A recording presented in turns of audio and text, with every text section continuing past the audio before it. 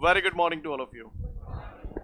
कल मैंने आपको बताया था intensity of magnetic field due to a straight current carrying wire. Formula होता था हमारा B बराबर म्यू 0.4π2I/r, और उस पर बेस्ड कुछ एक न्यूमेरिकल्स कराए थे। और उससे पिछले वीडियो में मैंने आप लोगों को बायो-सेवर्ट लॉ बताया था, याद है आपको? बायो-सेवर्ट लॉ का हम लोगों ने जो फॉर्मूला देखा था that was dB is equal to mu 0.4π IDL sin theta upon r²। सबको क्लियर है यहां तक? मेरी बात बेटा बहुत ध्यान से सुनना आप लोग, क्लियर? आपको ये बात मैंने बताई भी थी। जैसे ये सर्कल है, ये सर्कल है, सर्कल का एरिया A है। अगर मुझे इसमें कोई small amount of area consider करना है तो हम क्या बोलते हैं? DA बोलते हैं। इसी तरीके से और भी इसमें DA होंगे, ऐसे छोटे छोटे बहुत सारे DA होंगे। अगर मैं इन सभी DAs को जोड़ दूं तो ये बराबर क्या आएगा? A के बराबर आएगा। और इस सबको शॉर्ट में लिखने का तरीका मैंने बताया था, इंटीग्रेशन ऑफ DA बराबर A। इंटीग्रेशन ऑफ DA लिख दिया मैंने। इसका मतलब ये है कि जितने भी छोटे छोटे DA हैं उन सबका सम, यस और नो, उन सबका सम। सबको समझ में आता है? किसी बहुत बड़े टुकड़े में से कोई छोटा सा टुकड़ा चुनना होता है तो हम डिफरेंशियल कर देते हैं, और टोटल निकालना होता है तो हम इंटीग्रेशन कर देते हैं। जो बोला पल्ले पड़ा, ये बात मैंने आपको इलेक्ट्रिक फ्लक्स जब पढ़ाया था चैप्टर 1 में तब भी बताई थी, क्लियर है? और यही कॉन्सेप्ट हर जगह यूज भी होगा। तो आज हमारे सामने जो क्वेश्चन है ना उसको समझिएगा थोड़ा सा। हमने बायो-सेवर्ट लॉ तो पढ़ लिया। बायो-सेवर्ट लॉ ने हमको क्या बता दिया कि भैया स्मॉल एलिमेंट के कारण किसी पॉइंट पर मैग्नेटिक फील्ड निकाल लो, फिर पूरे का निकालना है तो उसका इंटीग्रेशन कर दो। कैसे करो, यहां से आपको एक बनेगा आपका फ्लो, राइट? तो गौर से देखिएगा, उसने मुझे बोला है सर्कुलर कॉइल है। क्या है? Circular coil. कॉइल समझते हो?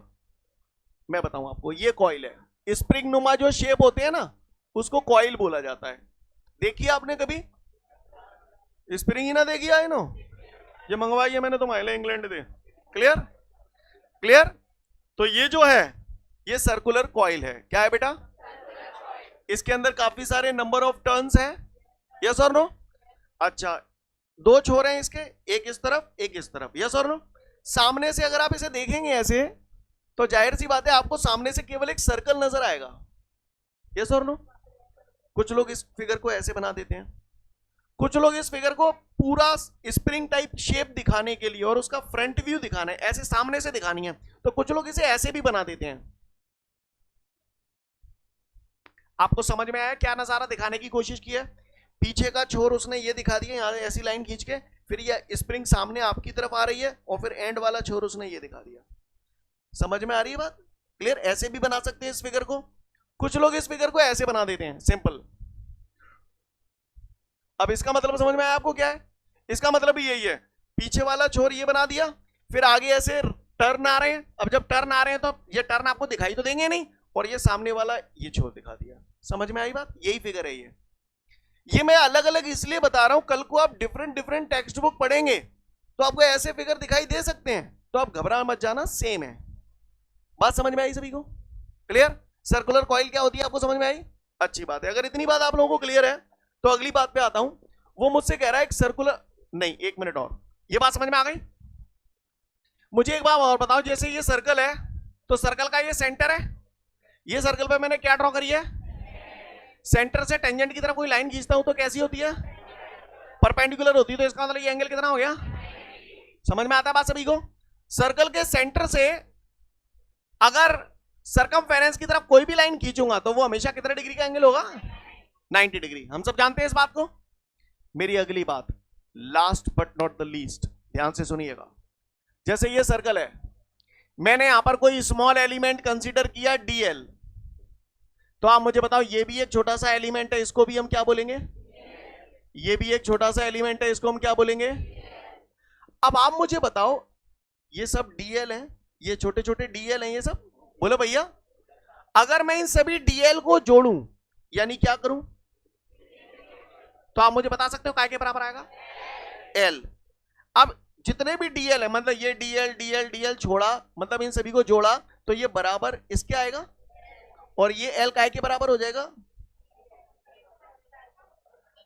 भैया DL DL DL इन सबको जोड़ूंगा तो ये पूरा यही तो आएगा, यही वैल्यू तो आएगी। ये क्या है? ये सरकमफेरेंस, और सरकमफेरेंस को क्या बोलते हैं? 2πr, यानी ये काय के बराबर हो गया? आपको स्टेप समझ में आया? ये अभी यूज करूंगा मैं डेरिवेशन में, समझ में आई बात? इंटीग्रेशन ऑफ डीएल का मतलब ही ये है कि छोटे छोटे डीएल है उन सबको जोड़ना, सारे छोटे छोटे डीएल जुड़ जाएंगे तो ये पूरा सरकमफेरेंस के बराबर हो जाएगा, और सरकमफेरेंस क्या होता है? 2 पाई आर, इसलिए मैंने इंटीग्रेशन ऑफ डीएल को 2 पाई आर लिखा, या इंटीग्रेशन ऑफ डीएल को पहले एल लिख दो फिर 2 पाई आर लिख दो, बात एक ही है। जो बोला समझ में आया? कितने लोगों को मेरी बात क्लियर हो गई? अच्छी बात है, अगर क्लियर है तो डेरिवेशन में कुछ बता नहीं, बचा नहीं, कहानी खत्म। गौर से देखिएगा सब लोग, ध्यान से ऑन द बोर्ड। अच्छा क्वेश्चन है, एग्जाम में आ सकता है। कह रहा है सर्कुलर कॉइल है, तो मैंने सर्कुलर कॉइल को थोड़ा सा ऐसे बनाने की कोशिश की है। मैंने आपको हर तरीका बता दिया सर्कुलर कॉइल बनाने का, क्लियर है? ये सर्कुलर कॉइल है, ये सर्कुलर कॉइल का क्या है? अभी इस कॉइल में करंट बह रहा है क्या? अब बह रहा है। अब ये क्या हो गया? Current carrying circular coil, clear है? अब आप बताओ, पहले तो मुझे ये बताओ, ये जो सेंटर है मैंने सेंटर को वो नाम दे दिया, इस सेंटर पे मैग्नेटिक फील्ड की डायरेक्शन किधर होगी? पहले ये बताओ, हाथ बना दो, मैं आज समझता हूं। समझ गए सब लोग? करंट अपवर्ड है, पॉइंट इधर है, तो पाम के परपेंडिकुलर, राइट? क्लियर है? क्रॉस या डॉट? क्रॉस। यानी आपको ये पता चल गया कि सेंटर पे जो मैग्नेटिक फील्ड की डायरेक्शन है वो बोर्ड के प्लेन के परपेंडिकुलर है, इनवर्ड। यस और नो? अच्छी बात है, तो क्वेश्चन समझ लो। वो कह रहा है करंट कैरिंग सर्कुलर कॉइल के सेंटर पर इंटेंसिटी ऑफ मैग्नेटिक फील्ड की वैल्यू कैलकुलेट कीजिए। He is telling you drive the relation for the intensity of magnetic field at the centre of a current carrying circular coil. Question समझ में आ गया? तो इस current carrying circular coil के कारण हमें सेंटर पे मैग्नेटिक फील्ड निकालना है। तो पूरे का निकालने से पहले हम क्या करते हैं? स्मॉल एलिमेंट के कारण निकाल लेते हैं। स्मॉल का आ जाएगा तो पूरे का निकालने के लिए क्या कर देंगे? इंटीग्रेशन। बस यही तरीका हमको हर जगह फॉलो करना होता है। तो मैंने यहाँ पर एक स्मॉल एलिमेंट कंसीडर कर लिया, ये एक स्मॉल एलिमेंट कंसीडर कर लिया, इसे नाम दे दिया ए बी। बताओ इसकी लेंथ कितनी लिखूं? डीएल। ये स्मॉल एलिमेंट की लेंथ है डीएल। सीन क्लियर है? सिंपल, मैंने इसको इससे मिला दिया, इसको इससे मिला दिया। ये क्या है? रेडियस हो गई, ये रेडियस ही है। एंगल कितना हो गया? स्मॉल एलिमेंट के कारण उसके पास स्थित किसी पॉइंट पर intensity of magnetic field, Biot-Savart law में पढ़ा था, तो अकॉर्डिंग टू बायो-सेवर्ट लॉ। अच्छा एक बात बताओ, स्मॉल एलिमेंट के कारण इस पॉइंट पर जो मैग्नेटिक फील्ड होगा वो स्मॉल होगा या बहुत बड़ा होगा? स्मॉल होगा। तो मैं इसे ऐसे लिखूं, by the Biot-Savart law dB बराबर μ0/4 पाई IDL साइन थीटा कितना रखूं? 90। μ0/4 pi IDL sine theta upon R square. Step clear है भैया सभी को? किसी को कोई दिक्कत? साइन 90 कितना होता है? 1। अब ये dB आया है स्मॉल एलिमेंट के कारण, मुझे तो पूरे के कारण निकालना, मैं क्या करूं? या तो यहीं लगा दो या अगले स्टेप पे लगा दो, बात एक ही है ना? तो integration of μ0/4 pi IDL sine 90 तो 1 होता है, 1 लिखूं अपॉन R स्क्वायर। स्टेप समझ में आ रहे हैं सभी को? अब बताओ इसको, आप बताओ, इंटीग्रेशन करना सिखा चुका हूं। इंटीग्रेशन और डीबी पढ़ा है हमने। ये बताओ ये इंटीग्रेशन काय के रिस्पेक्ट में कर रहे हो? एल के रिस्पेक्ट में कर रहे हो, तो एल को छोड़ देगा, बचा खोचा सब कांस्टेंट। कांस्टेंट को क्या करते हैं? किसको फेंकू बाहर? बताओ। μ0/4 पाई I अपॉन R स्क्वायर, बचा क्या? Integration of DL. Step clear है सभी को? तो B बराबर आपका हो गया बेटा μ0/4 पाई I upon R square. Integration of DL काय के बराबर होगा? इंटीग्रेशन ऑफ डीएल बराबर एल, और एल काय के बराबर होगा? 2 पाई आर। क्यों कर रहा हूं, बात समझ में आई सभी को? तो इंटीग्रेशन ऑफ डीएल की जगह सीधा 2 पाई आर अड़ा दूं। आप इस स्टेप को 2 स्टेप में भी कर सकते थे, पहले इंटीग्रेशन और डीएल की जगह एल, और फिर अगले स्टेप में एल की जगह 2 पाई आर। एक ही बात है, कोई दिक्कत नहीं है। क्लियर है? यहां तक किसी को कोई दिक्कत? बात समझ में आ रही है? अच्छी बात है। अगर इतना क्लियर हो गया तो आर से स्क्वायर काट दूंगा, तो बी बराबर हमारा हो गया μ0/4 पाई 2 पाई आई अपॉन आर। स्टेप क्लियर है सभी को? ये बात समझ में आ रही है? ये जो सेंटर पे मैग्नेटिक फील्ड आई है ये एक टर्न के कारण आई है, लेकिन सर्कुलर कॉइल के अंदर तो काफी सारे नंबर ऑफ टर्न होंगे। तो इफ देयर आर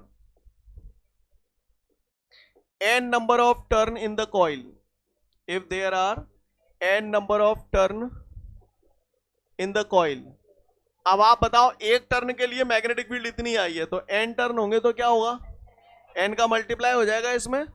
तो मैं इसे ऐसे लिख दूं, B बराबर म्यू 0/4 पाई 2 पाई Ni/r, n का मल्टीप्लाई कर दिया मैंने।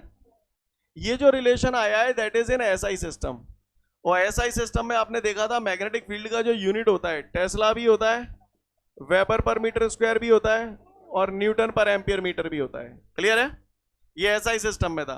बताओ, वैसे तो यहां खत्म हो गया डेरिवेशन। किसी ने अगर पूछ लिया सीजीएस सिस्टम में तो म्यू 0/4 पाई हट जाएगा, बी बराबर 2 पाई Ni/r। सीन क्लियर है। तो ऐसी सिचुएशन में यूनिट क्या होगी, या तो गॉस लिख दो या फिर और स्टेट। बताया था ये सब। सीन क्लियर है, माइंडेड, ध्यान देना यहां पर सब लोग। जैसे मैंने डेरिवेशन किया, ये यहां तक मैंने सॉल्व किया, कईयों लोगों ने यहाँ पे r से स्क्वायर कैंसिल किया, तो हो सकता है कुछ लोगों के दिमाग में आया हो 2 पाई से 4 पाई कैंसिल कर दूं। बिल्कुल कर सकते हो। अगर 2 पाई से 4 पाई कैंसिल कर देते और इसको पूरा सॉल्व करते तो यहाँ आ जाता ये म्यू 0 Ni/2r। क्लियर, क्योंकि 2 पाई से 4 पाई 2 टाइम्स कैंसिल हो जाता। यस और नो, क्लियर। तो कर सकते हैं, 100% करेक्ट है। क्लियर, 100% करेक्ट है, घबराने की कोई जरूरत नहीं है। पर फिर मैंने क्यों नहीं किया, ये मुद्दा है। मैंने क्यों नहीं किया, तो मैंने क्यों नहीं किया, इसके पीछे मुझे आपका भविष्य दिखाई दे रहा है जो आप लोग आज नहीं समझ पा रहे। क्लियर, क्या कारण है, कारण समझो। मैंने बोला एसआई सिस्टम से सीजीएस सिस्टम में कन्वर्ट करते हैं, तो क्या करते हैं, म्यू 0/4 पाई हटा देते हैं। क्लियर, मैं आप लोगों से हमेशा बोलूंगा ये वाला फॉर्मूला अच्छे से याद रखना। अब कल को किसी जगह एसआई सिस्टम में फॉर्मूला लगाना है तो तुम जी लगाओगे, और सीजीएस सिस्टम में तो फिर आप ये वाला लगा दोगे, म्यू 0/4 पाई हटा दोगे, 2 पाई Ni/r लगा दोगे। सही बोल रहा हूं। लेकिन मान के चलो बाई चांस आपने पढ़ा 2 पाई से 4 पाई काट दिया और आपका एसआई सिस्टम में फॉर्मूला आ गया b बराबर म्यू 0 Ni/2r। ठीक है, और आपने इसको याद किया, ये छोटा भी है और अच्छा भी लग रहा है, राइट। आपको अच्छा लग रहा है, अच्छी बात है, अभी के लिए अच्छा है। कल जब कॉम्पिटिटिव एग्जाम की तैयारी करोगे और सीजीएस सिस्टम में कहानी आई, अब बताओ जाए सीजीएस सिस्टम में बदलो तो मूड मेरी करनी पड़ेगी। म्यू 0/4 पाई हटाना है तो पहले 4 पाई का मल्टीप्लाई करना पड़ेगा और डिवाइड करना पड़ेगा। आपको समझ में आई बात। देखो म्यू 0 Ni/2r अपन ने ऐसे लिख दिया, ये तो ऐसा ही में था। अब मुझे इसे सीजीएस में कन्वर्ट करना है तो मुझे मशक्कत करनी पड़ेगी। मुझे मालूम है सीजीएस में कन्वर्ट करने के लिए हम म्यू 0/4 पाई हटाते हैं, तो हटाने के लिए होना भी तो चाहिए। तो म्यू 0 तो है पर 4 पाई नहीं है, तो मैंने क्या किया, 4 पाई का मल्टीप्लाई 4 पाई का डिवाइड।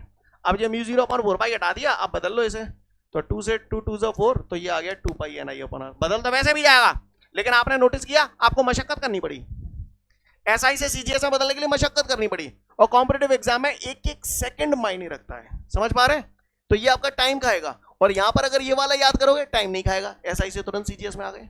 नहीं है मेरी बात समझ, इसलिए मैंने यहां पर आपको ऐसे बोला है। समझ में आ रही बात, मैं क्लियर है। तो बाई चांस कोई बंदा अगर यहां पर जोश में काट जाता है तो कोई टेंशन वाली बात नहीं है, 100% करेक्ट है। सीन क्लियर है, जो बोला बल्ले बड़ा। अगर मेरी बात समझ में आ गई आपको तो यहां पर बताओ मुझे, म्यू 0/4 पाई तो कांस्टेंट होता है, इसकी वैल्यू तो फिक्स होती है। कितनी होती है, 10⁻⁻7 न्यूटन पर एम्पीयर स्क्वायर। 2 हम जानते हैं, पाई हम जानते हैं, n number of turn. Clear, I current है, R रेडियस है। सीन क्लियर है। कोई पट्टा अगर मुझसे पूछे what are the various factors which is affecting the intensity of magnetic field, कौन कौन से फैक्टर है जो मैग्नेटिक फील्ड को इफेक्ट कर रहे हैं, तो पहला फैक्टर मुझे ये दिखाई दे रहा है, number of turn in the coil. बोले भैया डायरेक्टली प्रोपोर्शनल है। If number of turn in the coil increases, intensity of magnetic field increases. दूसरा आप बताओ, current in the coil, if current in the coil increases, intensity of magnetic field increases. तीसरा आप बताओ, radius of the circular coil, if radius of the circular coil increases, intensity of magnetic field decreases. Scene clear है सभी को। तो किसी ने factor भी पूछ लिए तो हम लोग बता पाएंगे, किसी को कोई दिक्कत, सब लोग समझ चुके हैं। 2 क्वेश्चन हो गए आपके।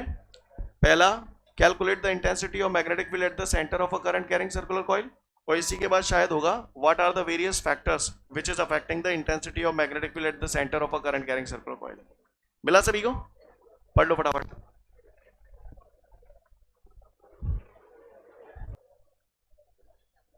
आगे बढ़ते हैं। इसके बाद हमारे को एक नोट दिया गया है, उस नोट को समझते हैं। पहले मेरे को एक कहावत बताओ, दिया तले, दिया तले अंधेरा, सबको पता है?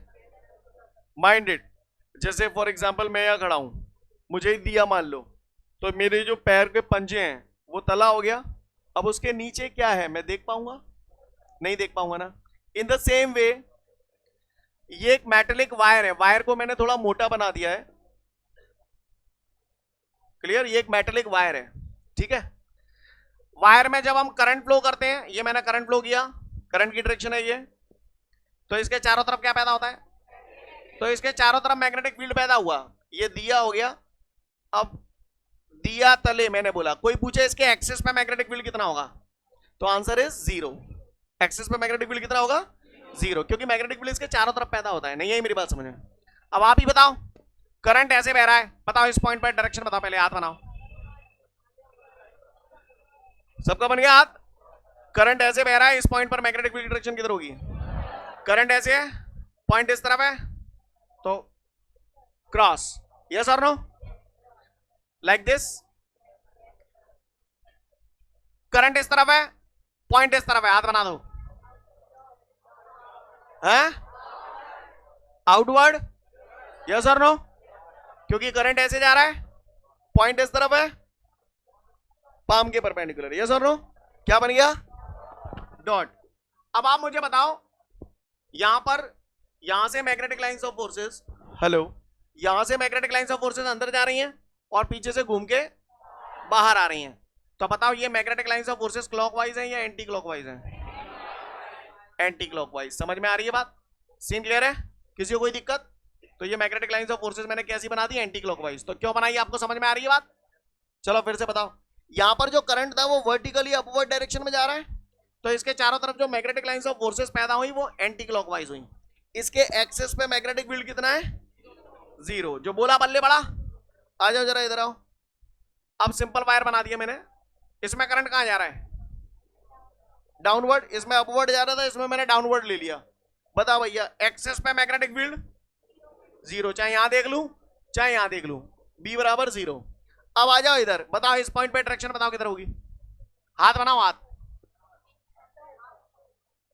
भाई ध्यान से देख, करंट ऐसे है, पॉइंट इधर है, तेरा पॉइंट इधर की तरफ जा रहा है, तुझसे कह रहा हूं। हाँ, सब लोगों का हो गया? ये आ जाएगा। करंट नीचे की तरफ है, पॉइंट इस तरफ है, तो पाम के परपेंडिकुलर। यस और नो? क्या आएगा? डॉट या क्रॉस?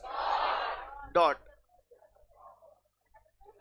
कुछ लोगों को ऐसा लग रहा है हमने तो सब सही बनाया, फिर हमारा सही क्यों नहीं आ रहा है? तो हो सकता है आप लेफ्ट हैंड यूज कर रहे हो। क्लियर है? समझ गए? राइट हैंड रूल है, right hand rule, right hand use करना है। करंट ये रहा, पॉइंट इस तरफ है, तो ये पाम के परपेंडिकुलर। क्लियर? तो क्रॉस या डॉट? डॉट। फिर से आ जाओ, करंट इधर है, पॉइंट इधर है। समझ गए सब लोग? Mind it. ये करंट है, ये पॉइंट है, तो पाम के परपेंडिकुलर क्या हो गया? क्रॉस।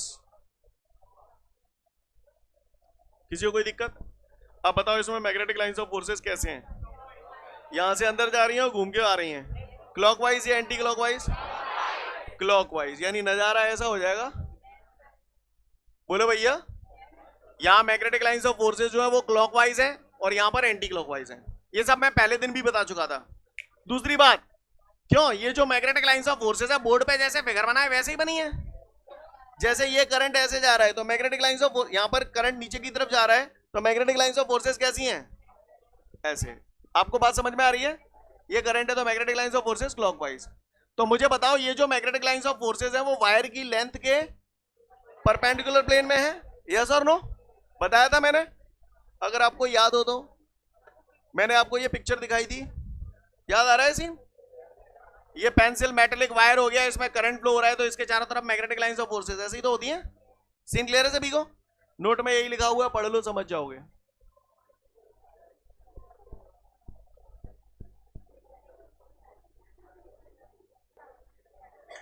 आगे बढ़ते हैं। इसके बाद हमारे को एक न्यूमेरिकल दिया गया है, और उस न्यूमेरिकल में मुझसे कह रहा है एक सर्कुलर कॉइल है। कैसी कॉइल है? तो ये मैंने एक बढ़िया सर्कुलर कॉइल बना दी। अब वो कह रहा है सर्कुलर कॉइल का डायमीटर 0.2 मीटर दे रहा है। क्या दे रहा है? अब आप बताओ, अगर डायमीटर 0.2 मीटर दे रहा है तो रेडियस हम निकाल सकते हैं। हमें मालूम है रेडियस डायमीटर की आधी होती है। डायमीटर 0.2 दिया है अपॉन 2 कैंसिल हो जाएगा। क्या आ गया? 0.1 मीटर आ गया। साथ साथ उसने बोला है सर्कुलर कॉइल के अंदर 1000 टर्न्स हैं। तो बताओ काय की वैल्यू दे रहा है? एन की वैल्यू दे रहा है। एन यहां पर टोटल हो गया 1000। उसने बोला है सर्कुलर कॉइल में जो करंट फ्लो हो रहा है वो 0.1 एम्पियर है। आई की वैल्यू दे रहा है। तो कह रहा है calculate the intensity of magnetic field at the centre of a circular coil. तो क्या निकालना है? बी निकालना है, magnetic field at the centre of a circular coil. हवियाली हमने ताजा ताजा फॉर्मूला पढ़ा है, बी बराबर mu 0 upon 4 pi 2 pi N I upon R. बोलो भैया, म्यू 0 अपॉन 4 पाई की वैल्यू जानता हूं मैं 10 to the power -7। 2 into pi की वैल्यू 3.14। नंबर ऑफ टर्न कितने हैं? 1000। 1000 को 10 की पावर 3 लिख सकता हूं। 10 का क्यूब 1000 ही होता है। आई करंट है, करंट कितना है? 0.1 ampere divided by R. Radius कितनी है? ये भी 0.1 है। 0.1 से 0.1 कैंसिल हो जाएगा। तो बी बराबर 314 का 2 से मल्टीप्लाई करूंगा 628। 2 डिजिट के बाद डेसिमल है तो 2 डिजिट के बाद डेसिमल। बेस सेम होते हैं तो पावर, तो 10 की पावर -7 और 10 की पावर 3 कितना हो गया? 10 की पावर -4। क्लियर है? मैग्नेटिक फील्ड निकालिए तो यूनिट कुछ भी लिख सकता हूं, टेस्ला, वेबर पर मीटर स्क्वायर, न्यूटन पर एम्पियर मीटर। यस और नो? तो सिंपल मैंने टेस्ला लिख दी। क्लियर है? Note it down.